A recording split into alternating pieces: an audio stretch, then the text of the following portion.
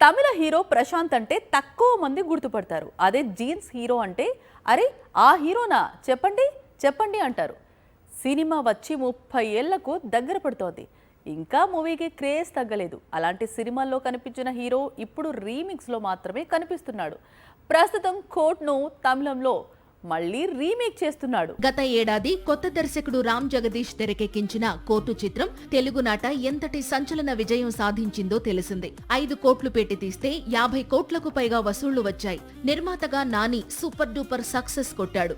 ఓటీటీలోనూ ఈ సినిమా వారాల తరబడి ట్రెండింగ్ లో నిలిచింది. ఇప్పుడు ఈ చిత్రాన్ని తమిళంలో రీమేక్ చేస్తున్నాడు హీరో ప్రశాంత్. తమిళంలో రంజన్ ది అడ్వకేట్ పేరుతో రీమేక్ అవుతోంది కోర్టు చిత్రం. సీనియర్ నటి దేవయాని కూతురు ప్రియాంక రాజ్ కుమారన్ హీరోయిన్ గా పరిచయం అవుతోంది. ఓటీటీలో రిలీజ్ అయిన తర్వాత కోర్టు తమిళంలో కూడా మంచి ఆదరణ అందుకుంది.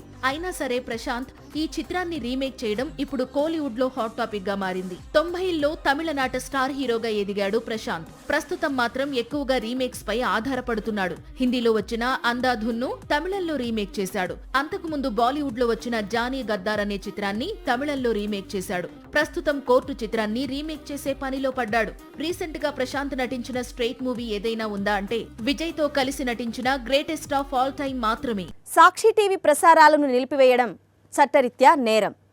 సాక్షి టీవీ ప్రసారాల కోసం మీ స్థానిక కేబుల్ ఆపరేటర్ని వెంటనే సంప్రదించండి. డిటిహెచ్లో ఇంటర్నెట్లో కూడా సాక్షి టీవీ ప్రసారాలను వీక్షించవచ్చు.